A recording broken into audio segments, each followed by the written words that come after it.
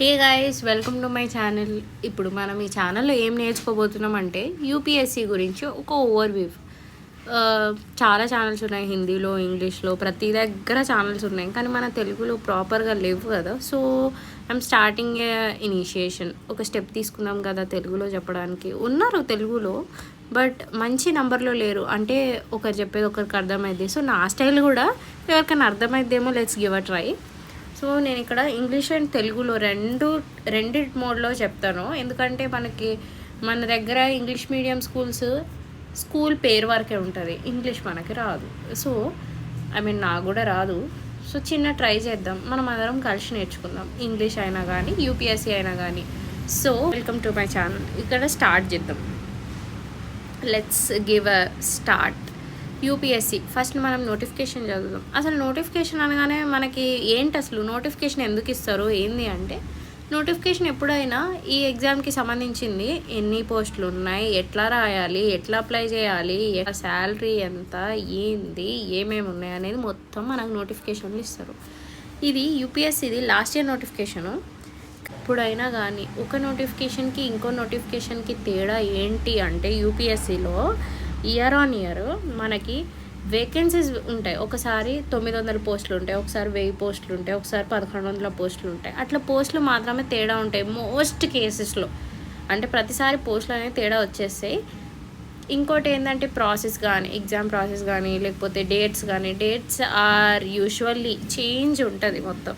అట్లా ఈ చిన్న చిన్న చేంజెస్ తోటే యూపీఎస్సీ నోటిఫికేషన్ అనేది డిఫరెంట్ ఉంటుంది. ఇయర్ ఆన్ ఇయర్, ఈ ఇయర్ ఒకటి, నెక్స్ట్ ఇయర్ ఒకటి, ఇవి బేసిక్ చేంజెస్ అన్నట్టు. ఇంకా ఎలిజిబిలిటీలు అవి ఇవి పెద్దగా ఏం మారవు. సిలబస్ అయితే మోస్ట్లీ మారదు. సో మనం స్టార్ట్ చేద్దాం.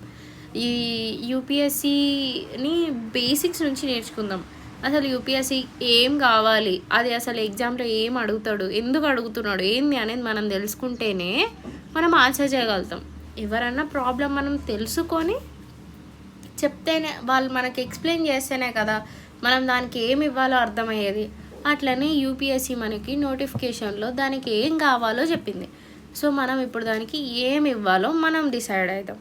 సో ఫస్ట్ నోటిఫికేషన్ స్టార్ట్ చేద్దాం. యూపీఎస్సీ అంటే ఏంటి? యూపీఎస్సీ అంటారు. యూపీఎస్సీ అంటే ఏంటంటే యూనియన్ పబ్లిక్ సర్వీస్ కమిషన్. అంటే ఏంటి? Union public service commission. ఇది లాస్ట్ ఇయర్ది, డేట్ కొట్టేది మనకు అవసరం లేదు. ఈ డేట్స్ అన్నీ అవసరం లేదు, లాస్ట్ ఇయర్ కాబట్టి. కొత్తగా ఫ్రెష్గా జనవరిలోనో ఫిబ్రవరిలోనో అనౌన్స్ చేస్తాడు ఇవి అన్నీ. సో అప్పుడు చూసుకుందాం. అప్పుడు నోటిఫికేషన్ వచ్చినప్పుడు క్లియర్గా మళ్ళీ ఒకసారి చెప్తా. ఆ డేట్స్ మాత్రమే చేంజ్ ఉంటాయి, నెంబర్ ఆఫ్ వేకెన్సీస్ చేంజ్ ఉంటాయి, అంతే, ఇంకేం చేంజ్ ఉండవు. సో క్యాండిడేట్స్, ఇప్పుడు యూపీఎస్సీకి అప్లై చేసే క్యాండిడేట్స్కి ఏం కావాలి, ఏంటి, అసలు ఈ నోటిఫికేషన్లో ఏముందో నేర్చుకుందాం. Candidates to ensure they eligibility for the notification. ఈ ఎలిజిబిలిటీని ఎట్లా తెచ్చుకో, అసలు ఎలిజిబిలిటీ ఏముండాలి, ఏంది అనేది చదువుదాం. All candidates are requested to carefully read the rules of civil services examination notified by the government, and this notification of examination derived from the rules. The candidates applying for the examination should ensure that they fulfill all eligibility conditions for admission to examination. Their admission to all the stages of the examination will be purely provisional, subject to satisfying the prescribed eligibility conditions. Mere issue of e-admit card to the candidates will not imply that his or her candidature has been finally cleared by the commission. The commission takes up verification of eligibility condition with reference to original documents only after the candidate has qualified for interview or personality test. అంటే ఇక్కడ క్లియర్గా ఏం చెప్తున్నాడంటే, ఈ department అంటే government అనేది మనకు ఒక రూల్ బుక్ ఇస్తుంది. అంటే ఈ రూల్స్ ప్రకారమే మనం ఎగ్జామ్ రాయడానికి ఎలిజిబుల్, ఇవి మాత్రమే. ఎగ్జాంపుల్ ఇప్పుడు కరెంట్ ఉన్నది, కరెంట్ డిపార్ట్మెంట్లో పోవాలంటే త్రిబుల్ చేసి ఉండాలి. సివిల్ ఇంజనీరింగ్ ఉన్నది, మనం ఈ సివిల్ దాంట్లో పోవాలంటే సివిల్ ఇంజనీరింగ్ చేసి ఉండాలి. అట్లా దీనికి కూడా కొన్ని ఎలిజిబిలిటీస్ ఉంటాయి అన్నట్టు. ఇప్పుడు దీనికి కావాలి, మనం బేసిక్గా చూసుకుంటే ఎనీ గ్రాడ్యుయేషన్ ఉండాలి, ఏదన్నా ఒక గ్రాడ్యుయేషన్ ఉండాలి, డిగ్రీ కంప్లీట్ చేసి ఉండాలి, బీటెక్ ఆర్ డిగ్రీ, ఎనీథింగ్, ఒక గ్రాడ్యుయేషన్ కంప్లీట్ చేసి ఉండాలి. ఈ రూల్స్ ఎవరు చెప్తారు మనకి? Department of personal and training. ఇది గుర్తుపెట్టుకోండి. రూల్స్ ఎవరు ఇస్తారు? Department of personal and training వాళ్ళే రూల్స్ ఇస్తారు. నెక్స్ట్ అండ్ వాళ్ళు ఈ అడ్మిట్ కార్డ్ ఇస్తారు. ఈ అడ్మిట్ కార్డ్ అంటే ఏంటంటే హాల్ టికెట్ అన్నట్టు. అంతేగాని కమిషన్ నాకు ఈ అడ్మిట్ కార్డ్ వచ్చిందంటే నాకు వచ్చేసినట్టే అని అనుకోవద్దు. ఎందుకంటే ఎప్పుడైనా వాళ్ళు మన ఎలిజిబిలిటీ కండిషన్స్ని ఫుల్ఫిల్ చేయకపోతే క్యాన్సిల్ చేసేది ఉంది వాళ్ళకి, అంటే వాళ్ళు చేయగలుగుతారు అది. నెక్స్ట్ అప్లై చేయడం ఎట్లా, how to apply. Candidates are required to apply online by using the website upsc.online.nic.in. ఈ వెబ్సైట్ చాలా ఇంపార్టెంట్, ఇది గుర్తుపెట్టుకోండి. ఏంటి, upsc.online.nic.in. ఇది గుర్తుపెట్టుకోండి, చాలా ఇంపార్టెంట్. ఈ వెబ్సైట్ ఇంపార్టెంట్. దీంట్లోనే మనకు చాలా ఇన్ఫర్మేషన్ ఉంటుంది యూపీఎస్సీ గురించి. సో ఇది important. It is essential for the applicant to register himself are herself first at the OTR platform available on the commission's website and then proceed for filling up the online application for the examination. OTR has to be registered only once in lifetime. This can be done any time throughout the year. If the candidate is already registered, he or she can proceed straight away for filling up the online application for the examination. అంటే ఏంటంటే ఇప్పుడు పాత ఒక 2-3 years back ఎట్లా ఉండేది, ప్రతి ఎగ్జామ్కి మళ్ళీ అప్లై చేసుకోవాలి అట్లా ఉండేది. ఇప్పుడు దీంట్లో ఏంటంటే యూపీఎస్సీ online.in అనేది ఒక కమిషన్, మనకి యూనియన్ పబ్లిక్ సర్వీస్ కమిషన్ కింద ఒక్క ఐఏఎస్కి సంబంధించినవే కాదు, అన్నిటికీ సంబంధించిన ఎగ్జామ్స్ పడతాయి. అప్పుడు నువ్వు ప్రతిసారి ఆడికెళ్ళి ఇప్పుడు ప్రతిసారి మన పేరు పెట్టాలి, మన క్వాలిఫికేషన్స్ పెట్టాలి, మన క్లాసెస్, స్టడీ సర్టిఫికేట్ అన్నీ పెట్టని అవసరం లేదు. ఒక్కసారికే ఓటీఆర్ చేస్తే కంప్లీట్ అయిపోద్ది అని చెప్తున్నారు. ఓటీఆర్ అంటే ఏంటి, వన్ టైం రిజిస్ట్రేషన్. మీరు యూనియన్ పబ్లిక్ సర్వీస్ కమిషన్ కింద ఎలాంటి ఎగ్జామ్కి అప్లై చేయాలన్నా జస్ట్ ఒక ఓటీఆర్ ఉంటే సరిపోద్ది. డైరెక్ట్ వెళ్ళినామా, లాగిన్ చేయగానే ఓటీఆర్ అనేది వచ్చేస్తుంది. మనకు ఓటీఆర్ కంప్లీట్ చేసిన తర్వాత ఐడి లాగిన్ పాస్వర్డ్ ఇస్తాడు. పాస్వర్డ్ మనం చేంజ్ చేసుకోవచ్చు,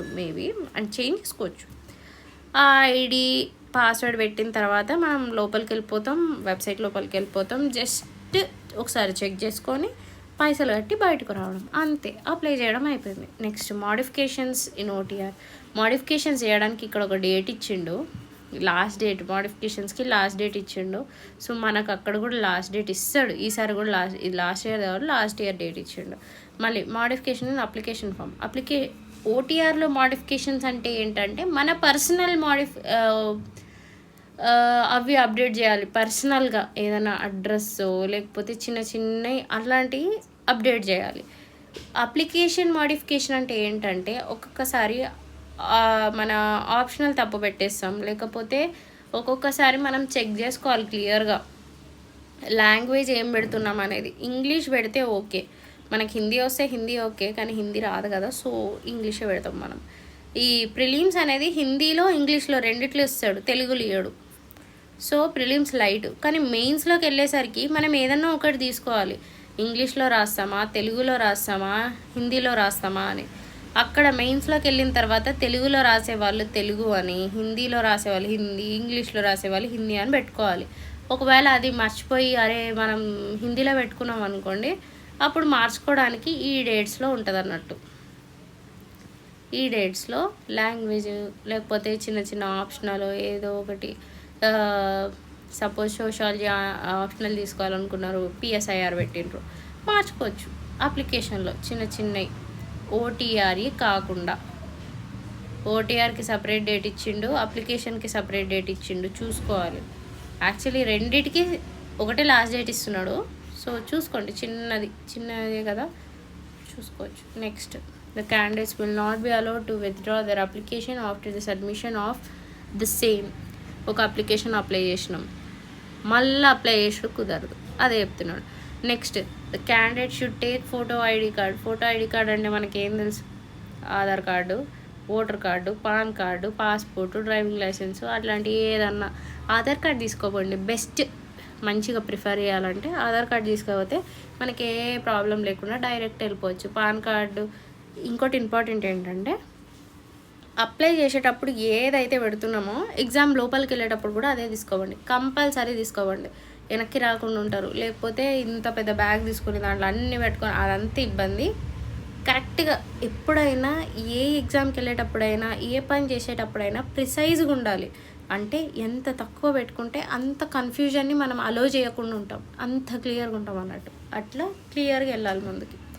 next, last day for the receipt of application. The online application can be filled up to 5th March. అంటే ఇప్పుడు మనకు డేట్ ఇచ్చిండు, లాస్ట్ డే ఎప్పుడు అనేది. The eligible candidate shall be issued and admit card last working day of the preceding week of the examination. The e-admit card will be made available in the UPSC website.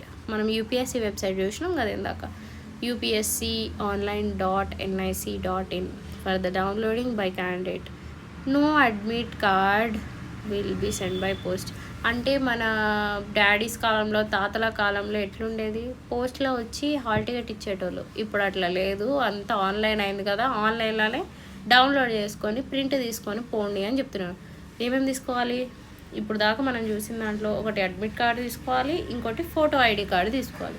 Admit card ఒకటి, photo ID card ఒకటి. Next, penalty for wrong answer. మన group ఎగ్జామ్స్లో కానీ state ఎగ్జామ్స్లో కానీ ఇవి negative marking అనేది ఉండదు. ఏదన్నా ఆన్సర్ తెలియకపోతే, మనకు దాని మీద గ్రిప్ లేకపోతే మనం ఏం చేస్తాం, గెస్ చేసి ఏదో ఒకటి ఆన్సర్ పెట్టేసి వచ్చేస్తాం. కానీ యూపీఎస్సీలో అట్లా కాదు, నీకు తెలిస్తేనే పెట్టు, లేకపోతే వద్దు. ఎందుకంటే నెగిటివ్ మార్కింగ్ ఉంది. పెనాల్టీ ఫర్ రాంగ్ ఆన్సర్ అంటే ఏంటంటే నెగిటివ్ మార్కింగ్ ఉంది అని చెప్తున్నాడు, negative marking. Next, online question paper representation portal. ఇది మనకు పెద్ద ఇబ్బంది అంటే పెద్ద అవసరం లేదు, సో లైట్. సో ఎక్కడైనా ఏ ఎగ్జామ్ హాల్కి పోయినా in case of any guidance, information, clarification regarding their application, candidature, etc., candidates can contact UPSC's facilitation counter near Gate C of its campus in person or over telephone. అంటే ఇప్పుడు UPSC facilitation counter ఎక్కడ ఉంటుంది అంటే ఢిల్లీలో ఉంటుంది. ఆడదాకా పోవడం ఎందుకు, ఏదైనా ఇబ్బంది ఉంటే ఈ నెంబర్లకు ఫోన్ చేయండి. ఓన్లీ ఆన్ వర్కింగ్ డేస్ ఈ టైంలో. ఇంకోటి, మొబైల్ ఫోన్స్ బ్యాన్. మనకి తెలిసిందే, ఫోన్స్ ఎక్కడైనా బ్యాన్ చేస్తారు, ఎక్కడైనా mobile phones ban. The use of any mobile phone, pager or any electrical equipment or programmable device or storage media like pen drive, smart watches, etc., or camera or Bluetooth devices or any other equipment or related accessories, either in working or switch off mode, capable of being used as a communication device during the examination is strictly prohibited. Any infringement of these instructions shall entail disciplinary action including ban from the future. Infringement అంటే ఏంటంటే అతిక్రమించడం. ఇప్పుడు మనం notification చదివేటప్పుడు చిన్న చిన్న words వస్తే వాటి గురించి చూడండి. ఫోన్స్ కానీ పెన్ డ్రైవ్స్ కానీ, లేదు పెన్ డ్రైవ్ కదా ఏం చేస్తుంది అంటే అది కుదరదు. ఏదైనా కానీ స్టోరేజ్కి సంబంధించిందైనా లేకపోతే కమ్యూనికేషన్కి సంబంధించిందైనా ఏది ఉన్నా సరే ఎగ్జామ్కి నాట్ అలౌడ్. ఒకవేళ తీసుకోపోతే ఎగ్జామ్లోకి వెళ్ళి బయటకు నూకేస్తారు. అదే ఇంకా one and only thing. Candidates are advised in their own interest not to bring any of the banned items including mobile phone, pager to the venue. Not advised not to bring any valuable or costly item to the venue of the examination, as no arrangement for safekeeping will be made. Examination commission will not be responsible for any loss in this. ఏంటంటే ఫోన్లు కానీ లేకపోతే పిజర్ అంటే అలాంటి ఏం తీసుకురావద్దని చెప్తున్నారు. ఎందుకంటే ఆడబెడితే మళ్ళీ ఎవరన్నా తీసుకోపోవచ్చు. అక్కడ ఇలాంటి అరేంజ్మెంట్స్ చేయమని చెప్తున్నారు. కానీ కొన్ని కాలేజెస్ దగ్గర, కొన్ని ఎగ్జామినేషన్ వెన్యూస్ దగ్గర పెడుతున్నారు. వాళ్ళు డబ్బులు తీసుకొని లేకపోతే ఏదో ఒకటి చేసి పెడుతున్నారు అంతే. కానీ గోల్డ్ లాంటి ఐటమ్స్ మాత్రం తీసుకోవద్దు, ఎందుకంటే ఆడపోతే మళ్ళీ ఇబ్బంది. అది చెప్తున్నారు వీళ్ళు, వాల్యుబుల్ ఐటమ్స్ తీసుకోవద్దని. Instructions in respect of uploading of photograph while filling up online application form. The photograph uploaded by candidate should not be more than 10 days old from the start of the online application process. ఇప్పుడు ఈరోజు start అయింది, ఈరోజు photo దిగి పెట్టండి, లేకపోతే ఈ 10 రోజుల ముందుది.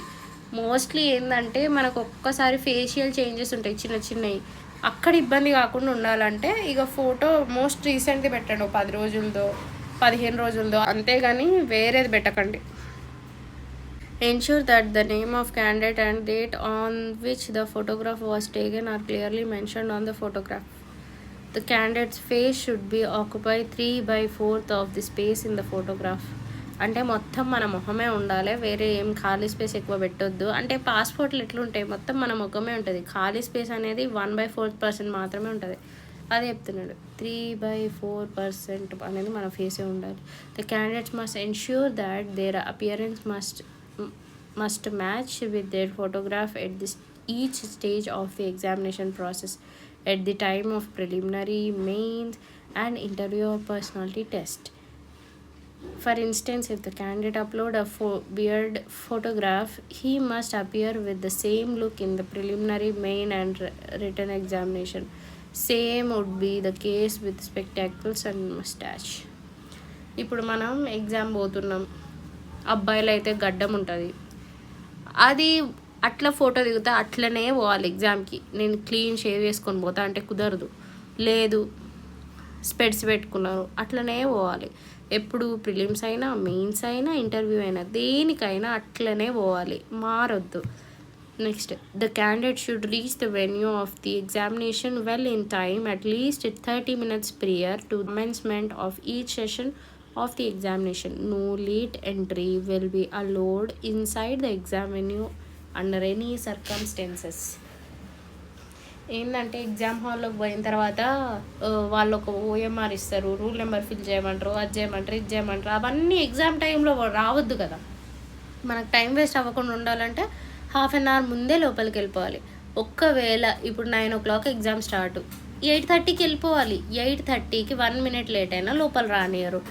ఇట్లా చాలా కేసెస్ ఉన్నాయి, ఇట్లా ఒక్క 1 minuteలో గేట్ క్లోజ్ చేసిస్తారు, వెళ్ళే వాళ్ళని రానియరు. చాలామంది ముందు ఏడ్చి కూలబడ్డోళ్ళు కూడా ఉన్నారు, వాళ్ళని ఎంత ఏడ్చినా రానియరు.